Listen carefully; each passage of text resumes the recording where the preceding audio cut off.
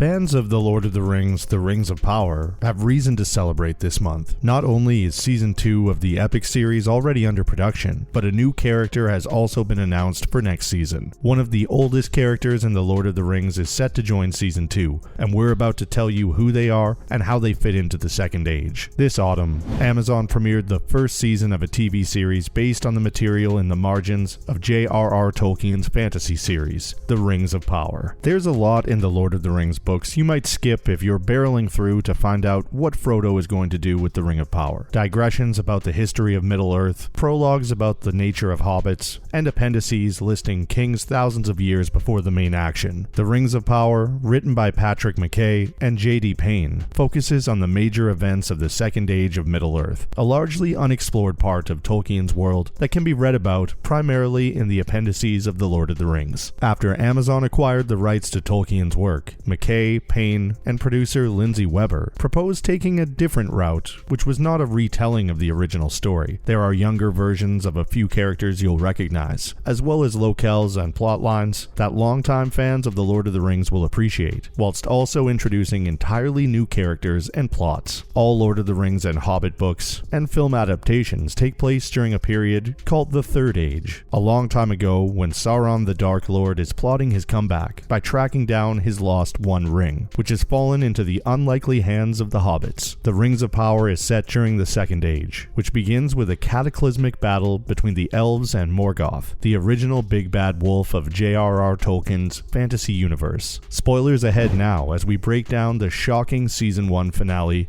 Alloyed. The Lord of the Rings, The Rings of Power, wrapped up its first season with a barn burner of a finale, an episode packed with action, magical jewelry, and high emotional stakes. While Alloyed isn't able to resolve every outstanding plot thread from the series' first season, the episode does provide us with answers to many of Season 1's biggest questions, while leaving us plenty of new plot twists to ponder over during the wait for Season 2. Here are a few things we learned from the Season 1 finale of The Rings of Power, and what they might mean about where the show is headed in Season 2, with a few tidbits from the cast. After weeks of speculation and plenty of wild fan theories, we finally know for sure who Sauron is. And to be fair, they did a great job of making something many viewers guessed weeks ago still feel like a gut punch. The one person Galadriel seemed to have allowed herself to trust in centuries, in a shock reveal, turned out to be her worst enemy in disguise. Ouch. Halbrand did a respectable job of keeping his secret identity under wraps for most of the season, but he gets entirely too excited about visiting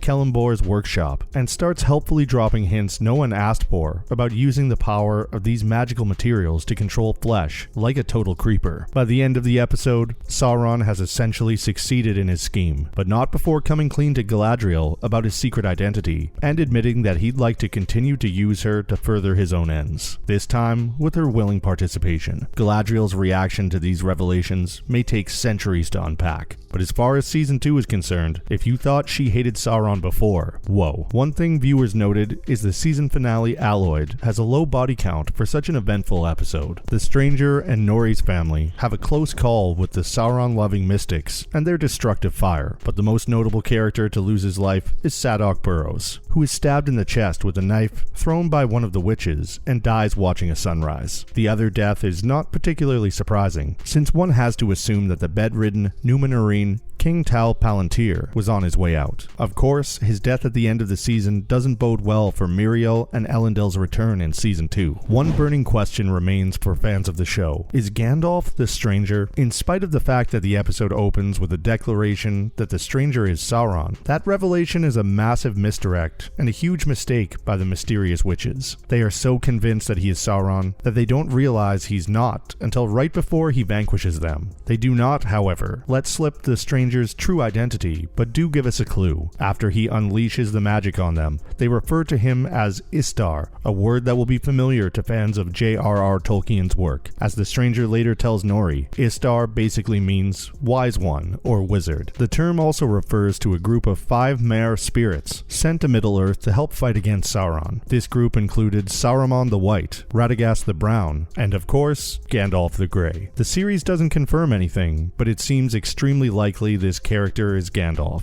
In addition to the many similarities we've all noted over the season, his affinity for fire, affection for and connection to a group of hobbit-like creatures, there's one line that basically gives the whole game away. As the stranger heads off with Nori towards the land of Run, the stranger sniffs the air and decides that they should take the path where the air smells sweetest. When in doubt, he says, one should always follow their nose. The same advice that Gandalf will tell the hobbits in the Fellowship of the Ring. Before we discuss any more forthcoming plot points, we just can't wait any longer. We must introduce the star joining the Rings of Power Season 2. According to The Hollywood Reporter, and in a nod to fans, the new character is Cirdan, one of the oldest elves in Middle-earth. In Peter Jackson's The Lord of the Rings trilogy, Michael Ellsworth plays the character Cirdan and appears briefly in the first and third films. In The Fellowship of the Ring, he can be seen as one of the 3 elven ring bearers during Galadriel's opening speech, and is given a cameo in The Return of the King as well, though most viewers don't even notice him. Although not a major character in the film trilogy, Cirdan played an important role in Middle-earth's history, and J.R.R. Tolkien's Legendarium during the Second Age of Middle-earth, during which the Ring of Power is set. Cirdan is one of the oldest and wisest elves in Middle-earth during the Second Age. He helps survivors of the War of the First Age form the elven port city of Grey Havens, and gives up his dream of sailing west to lend his gift of foresight to the elves. We're fascinated to see how he's incorporated into the main plot, the forging of the rings themselves, and what that will reveal about his relationship with Gil-galad. Speaking of the Rings of Power, the first season finally lives up to its title by showing us the creation of the 3 rings for the elven kings under the sky, Narya, Vilya, and Venya. High King Gil-galad, Galadriel, and Cirdan will ultimately be given the rings.